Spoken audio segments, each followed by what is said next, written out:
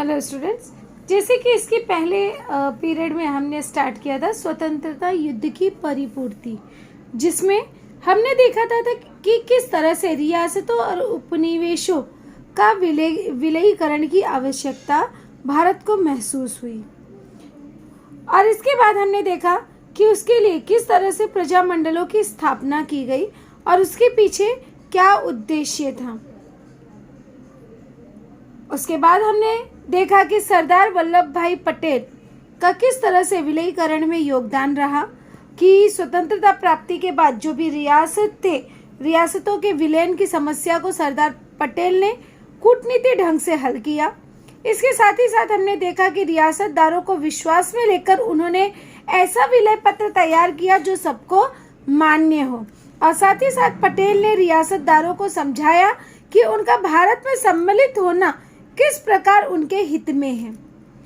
इसके साथ ही साथ जूनागढ़, हैदराबाद और कश्मीर को छोड़कर हमने देखा कि बाकी सारे जो रियासत थे वो सभी भारत में विलय हो गए। बाद में हमने देखा कि सौराष्ट्र की जूनागढ़ रियासत की प्रजा भारत में किस तरह से सम्मिलित होना चाहती थी, किंतु वहाँ पे जो नवाब था जो पाकिस्तान में विलय करना चाहता था, किंतु अंत में भारत ने 1948 में जूनागढ़ जो है भारत में विलीन हो गया।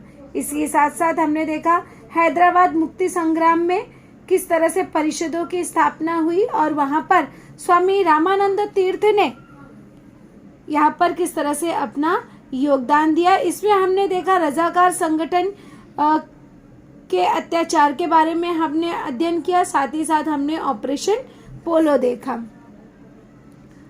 अब जो है हम यहाँ पर देखेंगे कि हैदराबाद मुक्ति संग्राम में मराठवाड़ा का योगदान, कि हैदराबाद मुक्ति संग्राम में मराठवाड़ा का क्या योगदान रहा।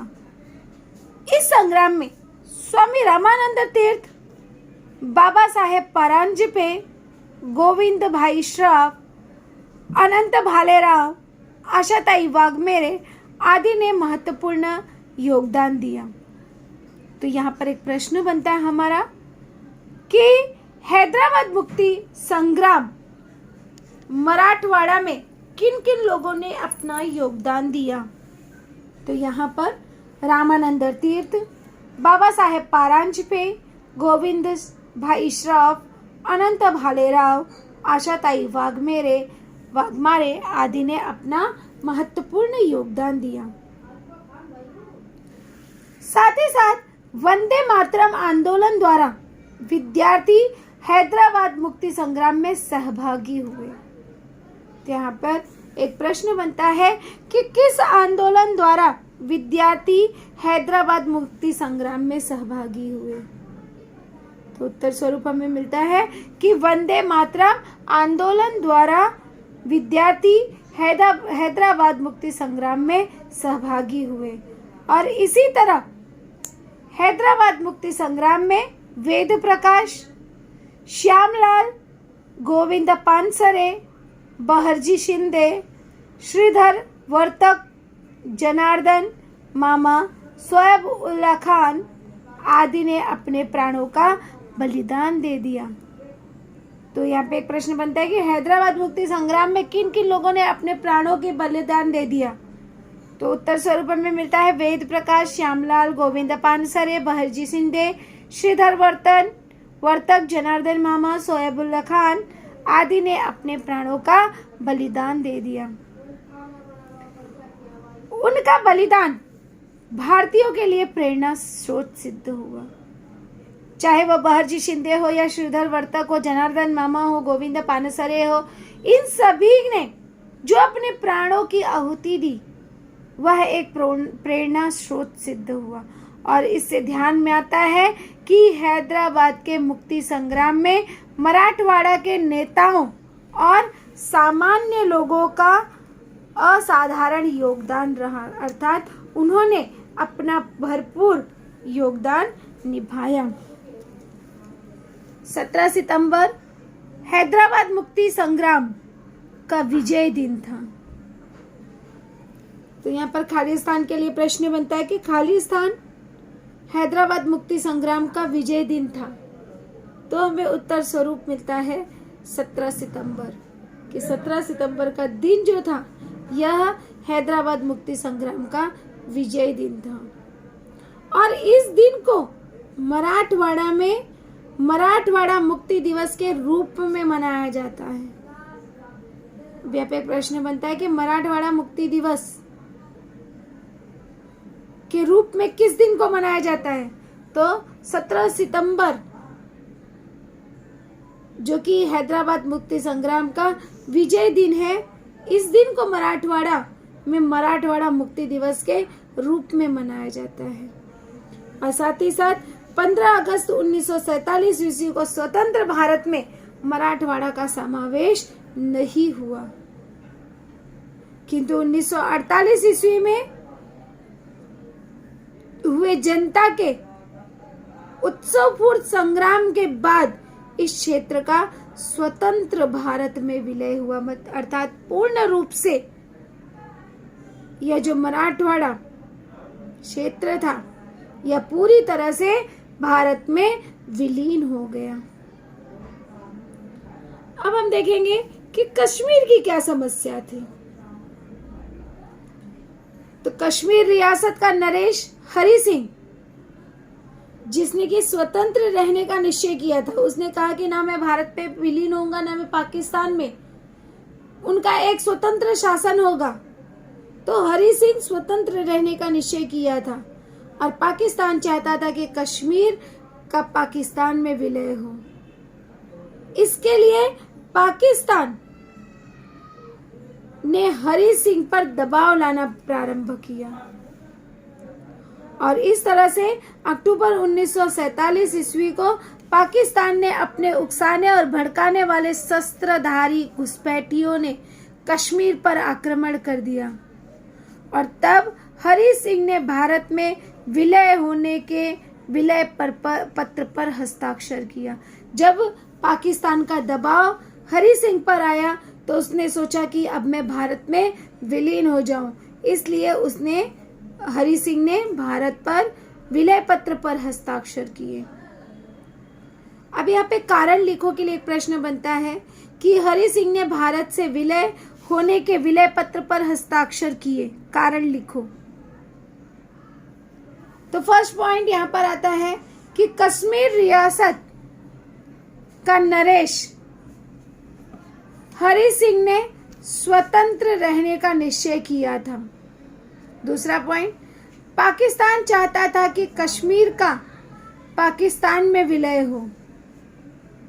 तीसरा पॉइंट, इसके अतिरिक्त इसके लिए पाकिस्तान ने हरि सिंह पर दबाव लाना प्रारंभ किया और इस तरह से अक्टूबर 1947 ईस्वी को पाकिस्तान ने उकसाने वाले और भड़काने वाले शस्त्रधारी घुसपैठियों के साथ कश्मीर पर आक्रमण कर दिया और अंत में हरि सिंह ने भारत में विलय होने का विलय पत्र पर हस्ताक्षर किया और वह भारत में विलीन हो गया। इस प्रकार भारत में विलीन होने के पश्चात भारतीय सेना को कश्मीर की रक्षा हेतु भेजा गया और सेना ने कश्मीर का विशाल क्षेत्र घुसपैठियों के हाथ से पुनः अपने अधिकार में कर लिया। परंतु आज भी आप देखते हो कि कुछ क्षेत्र पाकिस्तान के अधिकार में अभी भी है, जिस पर कि पाकिस्तान का अधिकार है। तो यह कश्मीर की समस्या रहा। इस तरह से कश्मीर को समस्या का सामना करना पड़ा। अब हम देखेंगे कि जैसे कि हमने पढ़ा था कि भारत जब स्वतंत्र हो गया तो कई सारे क्षेत्रों पर उसके बावजूद फ्रांसीसियों का अधिकार था, उनके उपनिवेश थे। तो अब देखेंगे कि किस तरह से फ्रांसीसियों का जो उपनिवेश था उसका विलय किस प्रकार से हुआ। तो भारत स्वतंत्र होने के पश्चात भी चंद्रनगर, पुदुचेरी, कारिकल, माहे और यानम प्रदेशों पर फ्रांस का आधिपत्य था, उनका अधिकार था। तो यहाँ पर एक प्रश्न बनता है कि किन क्षेत्रों पर, भारत के किन क्षेत्रों पर, किन प्रदेशों पर फ्रांस का आधिपत्य था। तो उत्तर स्वरूप हमें मिलता है कि भारत स्वतंत्र होने के पश्चात भी चंद्रनगर, पुदुचेरी, कारिकल, माहे और यानम प्रदेशों पर फ्रांस का आधिपत्य था और उन प्रदेशों के भारतीय लोग भारत में सम्मिलित होने को उत्सुक थे। वे चाहते थे कि वे भारत में विलीन हो और ये प्रदेश भारत के घटक थे। अंत में वे भारत को सौंपे जाए, यह भारत ने मांग की और इस तरह से फ्रांस ने 1949 ईस्वी में चंद्रनगर में सार्वमत लिया, अर्थात सबका सम्मति लिया और वहाँ की जनता ने भारत के पक्ष में सार्वमत दिया और इस प्रकार से चंद्रनगर भारत को सुपुर्द कर दिया गया और इसके पश्चात फ्रांस के भारत ने अन्य प्रदेश भी भारत सरकार को सौंप दिए। तो इस प्रकार से फ्रांसीसी उपनिवेशों का विलयीकरण भारत में हो गया। अब यहाँ पर एक प्रश्न बनता है, कारण लिखो कि फ्रांस ने भारत के अन्य प्रदेशों को भी भारत को सौंप दिए। तो यहाँ पर उत्तर स्वरूप हमें मिलता है कि भारत के चंद्रनगर, पुदुचेरी, कारिकल, माहे, यानम प्रदेश फ्रांस का आधिपत्य था। सेकेंड पॉइंट, उन प्रदेशों में भारतीय लोग भारत में सम्मिलित होने को उत्सुक थे, जिसके कारण वे चाहते थे कि यह भारत को सौंप दिए जाए। नेक्स्ट पॉइंट, भारत ने 1949 ईस्वी में चंद्रनगर में सार्वमत लिया और वहां की जनता ने भारत के पक्ष में सार्वमत दिया। नेक्स्ट पॉइंट, चंद्रनगर भारत को सुपुर्द कर दिया गया और इसके पश्चात फ्रांस ने भारत के अन्य प्रदेशों को भी भारत के सुपुर्द कर दिया, भारत को सौंप दिया। तो इस प्रकार से फ्रांसीसियों के उपनिवेशों का विलयीकरण हुआ। अब इसके बाद हम अगला देखेंगे गोवा मुक्ति संघर्ष की, किस तरह से गोवा मुक्ति संघर्ष हुआ। पुर्तगाल ने अपने अधिकार का प्रदेश भारत को सौंपने से इनकार कर दिया था और उस प्रदेश को पाने के लिए भारतीयों को कड़ा संघर्ष करना पड़ा, बहुत ही अधिक संघर्ष करना पड़ा। इस संघर्ष में डॉक्टर टीबी कुन्हा अग्रसर थे और उन्होंने पुर्तगाली सरकार के विरुद्ध जनता में जागृति लाने का कार्य किया, उन्हें जागृत किया और पुर्तगालियों के विरुद्ध संघर्ष करने के लिए उन्होंने गोवा कांग्रेस समिति की स्थापना की। तो यहाँ पर एक प्रश्न बनता है कि गोवा कांग्रेस समिति की स्थापना किसने की? तो गोवा कांग्रेस समिति की स्थापना डॉक्टर टीबी कुन्हा ने की। या इस तरह से भी आ सकता है कि गोवा कांग्रेस समिति की स्थापना क्यों की गई? तो उत्तर स्वरूप हमें मिलता है कि पुर्तगालियों के विरुद्ध संघर्ष करने के लिए डॉक्टर टीबी कुन्हा ने गोवा कांग्रेस समिति की स्थापना की और आगे चलकर 1945 ईस्वी में डॉक्टर कुन्हा ने मुंबई में गोवा यूथ लीग संगठन की स्थापना की। तो यहाँ पे फिर से रिक्त स्थान के लिए प्रश्न बनता है कि खाली स्थान ने मुंबई में गोवा यूथ लीग संगठन की स्थापना की। तो उत्तर स्वरूप हमें मिलता है डॉक्टर टीबी कुन्हा। या इस तरह से भी पूछा जा सकता है कि डॉक्टर टीबी कुन्हा ने मुंबई में किस संगठन की स्थापना की? तो उत्तर स्वरूप हमें मिलता है कि डॉक्टर कुन्हा ने मुंबई में गोवा यूथ लीग संगठन की स्थापना की और इस तरह से 1946 ईस्वी में वे गोवा गए और वहां पे उन्होंने भाषण बंदी का आदेश तोड़ा। उस समय गोवा में भाषण बंदी अर्थात भाषण करने पर रोक लगाया था, तो उस कानून को उन्होंने तोड़ा और इसके लिए उन्हें सजा भी दी गई। इसके लिए डॉक्टर कुन्हा को 8 वर्ष कारावास का दंड सुनाया गया। अभी यहाँ पे एक प्रश्न बनता है कि डॉक्टर कुन्हा को 8 वर्ष कारावास का दंड क्यों दिया गया? तो उत्तर स्वरूप हमें मिलता है कि 1946 ईस्वी में डॉक्टर टीबी कुन्हा गोवा गया और वहां पर उन्होंने भाषण बंदी का आदेश तोड़ा, इसलिए डॉक्टर कुन्हा को 8 वर्ष कारावास का दंड सुनाया गया। और 1946 ईस्वी में डॉक्टर राम मनोहर लोहिया ने गोवा मुक्ति के लिए सत्याग्रह प्रारंभ किया। तो यहाँ पर एक प्रश्न बनता है कि गोवा मुक्ति के लिए किसने सत्याग्रह प्रारंभ किया? तो डॉक्टर राम मनोहर लोहिया ने। और उन्होंने प्रतिबंधात्मक आदेश ठुकराकर गोवा के मडगांव में भाषण किया और इसके लिए उन्हें पुर्तगाली सरकार ने गोवा की सीमा से पार कर दिया, अर्थात गोवा की सीमा से बाहर उन्हें भेज दिया। और इसी समय गुजरात के दादर नगर हवेली के पुर्तगाली उपनिवेश को मुक्त कराने के लिए आजाद गोमंतक दल की स्थापना की गई। तो रिक्त स्थान के लिए होता है कि गुजरात के दादर नगर हवेली के पुर्तगाली उपनिवेश को मुक्त करने के लिए खाली स्थान दल की स्थापना की गई। तो वहां पर आजाद गोमंतक नामक दल की स्थापना की गई, जिसमें 2 अगस्त 1954 ईस्वी को इस दल के युवाओं ने सशस्त्र आक्रमण कर दादर और नगर हवेली, जो कि आज हमारे केंद्र शासित प्रदेशों में से एक है, तो दादर और नगर हवेली को पुर्तगाली सत्ता से मुक्त किया। तो यहाँ पर एक प्रश्न बनता है कि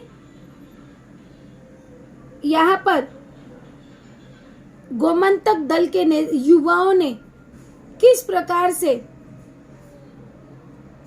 दादर नगर हवेली को मुक्त कराया? तो उत्तर स्वरूप मिलता है कि गुजरात में दादर और नगर हवेली के पुर्तगाली उपनिवेशों को मुक्त करने के लिए आजाद गोमंतक दल की स्थापना की गई। दूसरा पॉइंट, 2 अगस्त 1954 ईस्वी को इस दल के युवाओं ने सशस्त्र आक्रमण कर दादर और नगर हवेली को पुर्तगाली सत्ता से मुक्त करा लिया। और इस आक्रमण के विश्वनाथ लवंदे, राजा भाऊ वाकड़कर, सुधीर फड़के, नाना साहेब काजरेकर आदि ने हिस्सा लिया। उन्होंने अपना बढ़ चढ़कर योगदान दिया और इसी प्रकार से 1954 ईस्वी में गोवा मुक्ति समिति स्थापित की गई। अब यहाँ पर रिक्त स्थान के लिए प्रश्न बनता है कि 1954 ईस्वी में खाली स्थान समिति की स्थापना की गई। तो 1954 में गोवा मुक्ति समिति की स्थापना की गई और इस समिति ने महाराष्ट्र में सत्याग्रहियों की अनेक टुकड़ियां गोवा में भेजी, अर्थात अनेक लोगों को गोवा में भेजा और उनमें नागोरे, सेनापति बापट, पीटर अल्वारिस, महादेव शास्त्री जोशी और उनकी पत्नी सुधा ताई आदि का सहभाग था। इन सभी ने इसमें अपना बढ़ चढ़कर योगदान दिया। मोहन रानडे गोवा मुक्ति आंदोलन के एक जुझारू नेता थे। जुझारू अर्थात जिसे जो कार्य दे दिया जाए वह कार्य संपन्न करे, उसे कहते हैं जुझारू। तो वह एक जुझारू नेता थे। पुर्तगाली सत्ता ने सत्याग्रहियों पर अनगिनत अन्याय और अत्याचार किया और परिणामतः भारत का जनमत अधिक क्षुब्ध हुआ, वो बहुत ही दुखी हुआ। क्षुब्ध होना अर्थात दुखी होना। तो यहाँ पर एक प्रश्न बनता है कि भारत का जनमत अधिक क्षुब्ध हुआ, कारण लिखो। तो यहाँ पर फर्स्ट पॉइंट लिखेंगे कि 1954 ईस्वी में गोवा मुक्ति समिति स्थापित की गई।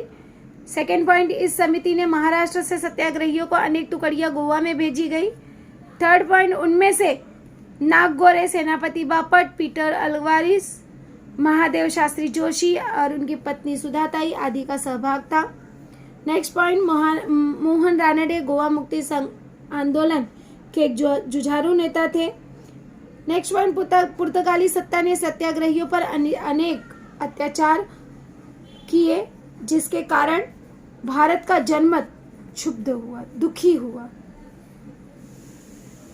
गोवा के स्वाधीनता युद्ध में भयानक और उग्र स्वरूप धारण कर लिया, और यहाँ पर भारत सरकार पुर्तगाली सरकार के साथ समझदारी और संयम से बातचीत कर रही थी, किंतु पुर्तगाली सरकार मान ही नहीं रही थी, और अंततः विवश होकर भारत सरकार ने सैनिकी बल का उपयोग करने का निर्णय लिया, और इस तरह से दिसंबर 1961 ईस्वी को भारतीय सेना ने गोवा में प्रवेश किया। अब यहाँ पर एक प्रश्न बनता है कि 1961 ईस्वी में को भारतीय सेना ने गोवा में प्रवेश किया। तो फर्स्ट पॉइंट है कि गोवा के स्वाधीनता संग्राम में भयानक और उग्र स्वरूप धारण कर लिया। दूसरा पॉइंट, भारत सरकार पुर्तगाली सरकार के साथ समझदारी और संयम से बातचीत कर रही थी, परंतु पुर्तगाली सरकार मान नहीं रही थी।